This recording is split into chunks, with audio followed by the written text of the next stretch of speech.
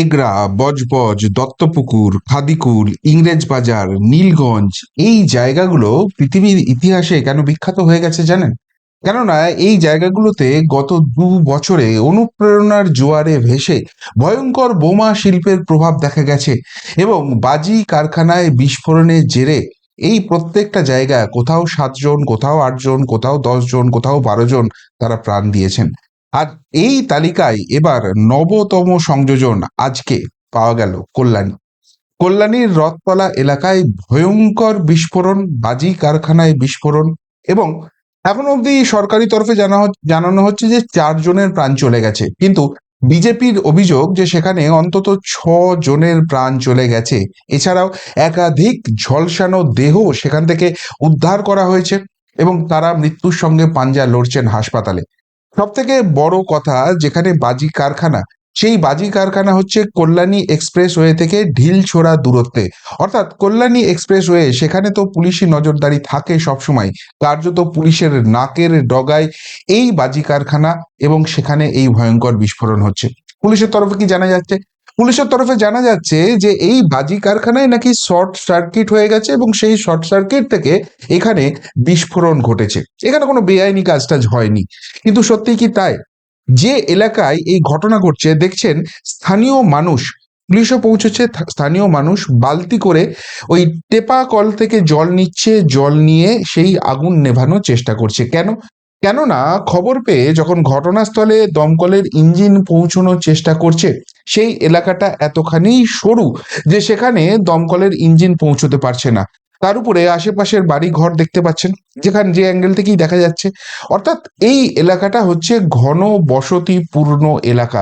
এখন কোথাও কোনো বাজি কারখানা তৈরি করতে গেলে তার কিছু নর্মস আছে, তার কিছু রুলস অ্যান্ড রেগুলেশন ফলো করতে হয়, কিছু সেফটি মেজার করতে হয়। কেননা এই ধরনের যদি দুর্ঘটনা ঘটে, সেটা যদি সঠিক বাজি কারখানাও হয়, তাহলে অন্তত প্রাণহানির আশঙ্কাটা কম করা হয়।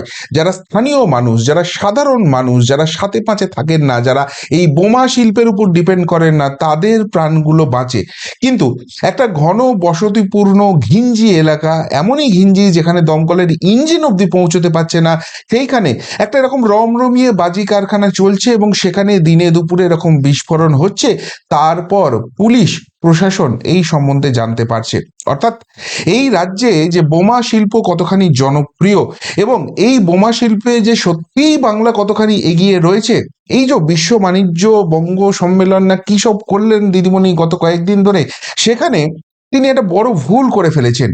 তিনি যদি ওই বোমা শিল্পটাকে তুলে ধরতে পারতেন যে বাংলায় দেখুন কত সস্তায় পুষ্টিকর বোমা পাওয়া যায় এবং দিকে দিকে এরকম বিস্ফোরণ হয়, যে বিস্ফোরণের জন্য শেষ পর্যন্ত ভূপতিনগরের মতো জায়গায় হাইকোর্টকে এনআইএ তদন্তের নির্দেশ দিতে হয় এবং সেই তদন্তে ধরা পড়ে যে তৃণমূল কর্মী, তৃণমূল নেতা এর সঙ্গে জড়িত রয়েছে এবং এখানে অবৈধ কাজ চলছে এবং এনআইএ তদন্ত করছে, মানে এখানে দেশ বিরোধী কার্যকলাপ চলছে।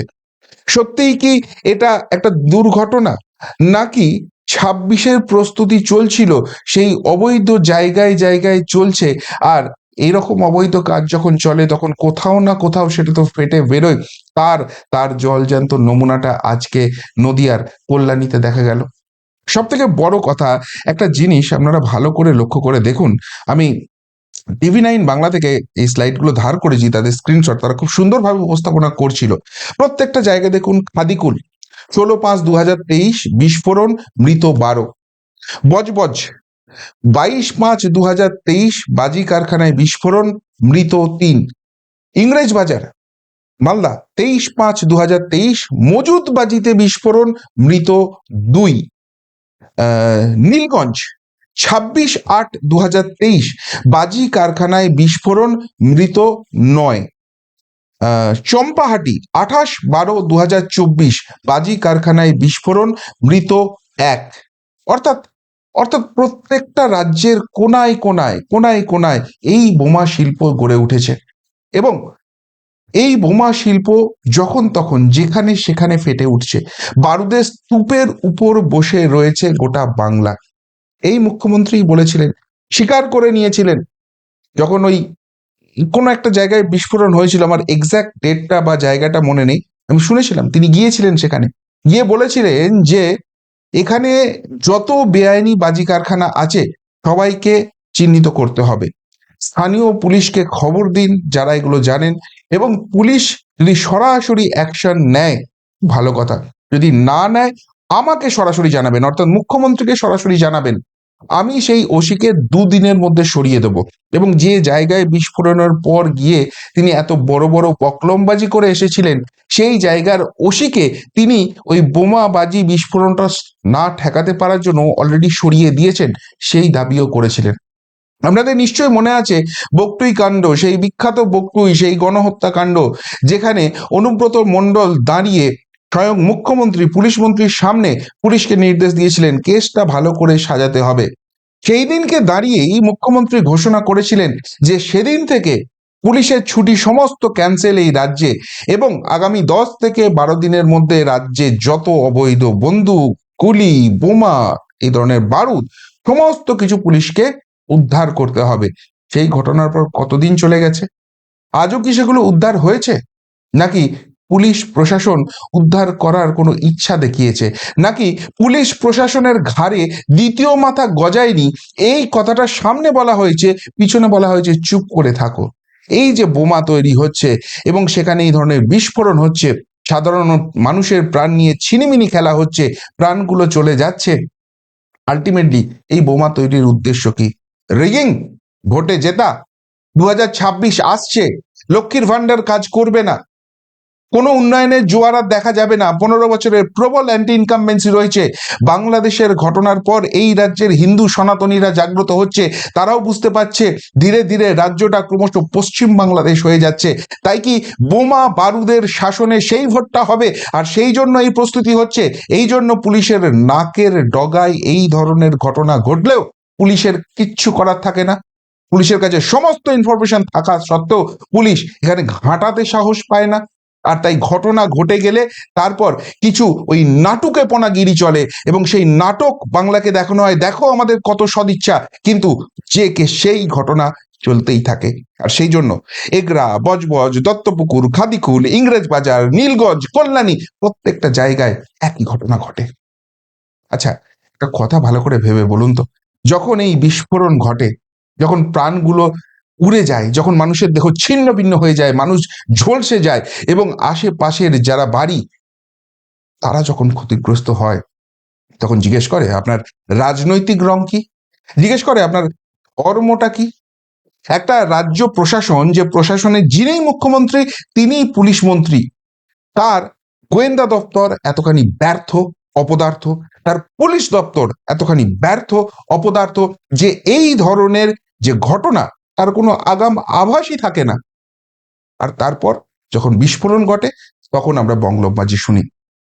যেদিনকে যেদিনকে বাড়ির পাশে হবে সেদিনকে কি ঘুম ভাঙবে? এই বাংলায় বাকি সমস্ত কিছু বাদ দিন, এই বাংলায় রাজনৈতিক রং বাদ দিন, ধর্মীয় মেরুকরণ বাদ দিন, লক্ষ্মীর ভান্ডারের টাকা বাদ দিন, কন্যাশ্রী বাদ দিন, এই রাজ্যে শিল্প হয় না বাদ দিন, এই রাজ্যে সরকারি চাকরি হয় না বাদ দিন, এই রাজ্যে চুরি হয়, দুর্নীতি হয়, প্রবলভাবে হয়, সিবিআই ইডি সবসময় লেগে থাকে এবং তারা ধরতে পারে না বলে মানুষের ক্ষোভ থাকে, সেই সমস্ত কিছু বাদ দিন। একটা কথা শুধু ভাবুন আর ভাবতে বাধ্য করুন মানুষকে, যে এই বারুদের স্তূপের উপর বাংলা বসে আছে, নিজেদের রাজনৈতিক ক্ষমতা কুক্ষিগত করে রাখার জন্য পুলিশ প্রশাসনকে অন্ধ করে রেখে দেওয়া হয়েছে, তাদের হাত বেঁধে রেখে দেওয়া হয়েছে। কিন্তু যারা এগুলো করছে তারা সুরক্ষিত থাকছে নিজেদের রাজপ্রাসাদে, তারা ঢং করে, নাটক করে, ভোটটা জিতে নিয়ে ক্ষমতাটা ভোগ করে, কিন্তু ভুক্তভোগী হতে হয় সাধারণ মানুষকে। কতখানি অপদার্থ ব্যর্থ প্রশাসন হলে একটা রাজ্যে গত 2 বছরের মধ্যে 7-8টা জায়গায় এই ধরনের ঘটনা ঘটে? কতখানি অপদার্থ ব্যর্থ প্রশাসন হলে তবে এই রাজ্যে বোমা বিস্ফোরণের জন্য এনআইএ তদন্ত আসতে হয়, এবং এনআইএ তদন্ত এসে শাসক দলের নেতাকেই দোষী হিসেবে খুঁজে পায়? বেশিরভাগ জায়গাতেই যে এই বোমা বিস্ফোরণ হয়েছে, সেই বোমা কারখানাগুলোর মালিক বৈধ বা অবৈধ যাই হোক না কেন, একটা দলের সঙ্গেই যোগ পাওয়া গেছে। এবার এবার এই ঘটনা আপনি শুধু জায়গাগুলো দেখুন, এগরা, বজবজ, দত্তপুকুর, খাদিকুল, ইংরেজ বাজার, নীলগঞ্জ, কল্যাণী, কোনো রাজ্যের জায়গাটা বাকি রয়েছে? এবং এগুলো বিস্ফোরণ হয়েছে বলে সব সামনে এসছে, এর বাইরেও এরকম কতগুলো জায়গা রয়েছে যেখানে এই ধরনের অবৈধ কার্যকলাপ চলে যাচ্ছে। আপনার পাশে, বাড়ির পাশেও যে এরকম নেই, আপনি কি জানেন? যেদিনকে বিস্ফোরণটা হবে, উড়ে যাবে, আপনি ক্ষতিগ্রস্ত হবেন, আপনার পরিবারের সদস্য যেদিনকে আঁচে পুড়বে, সেই দিনকে হুঁশ ফিরবে। এই ব্যর্থ পুলিশ প্রশাসন নিয়ে রাজ্য চালানো শাসক দলটার আর একটা সেকেন্ডও নৈতিক কোনো অধিকার আছে এই রাজ্যের গদিটা আঁকড়ে বসে থাকা? শিল্প আনতে পারে না, কর্মসংস্থান দিতে পারে না, মানুষকে ভাতা ভিক্ষায় ডুবিয়ে রাখে, দেনার দায়ে রাজ্যটাকে শেষ করে দেয়। সমস্ত কিছু বাদ দিন, একটা কথা ভাবুন, বাঁচলে তবে বাকি কিছু।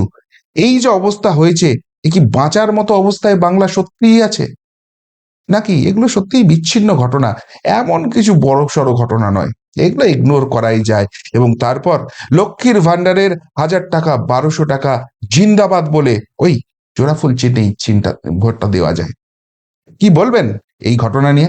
যদি কিছু বলার থাকে অবশ্যই কমেন্ট বক্সে কমেন্ট করে জানাবেন। এমনকার মতো এখানেই শেষ করলাম, ফেরত আসছি নতুন প্রতিবেদন নিয়ে খুব তাড়াতাড়ি। ভালো থাকবেন, সাথে থাকবেন, পাশে থাকবেন। নমস্কার।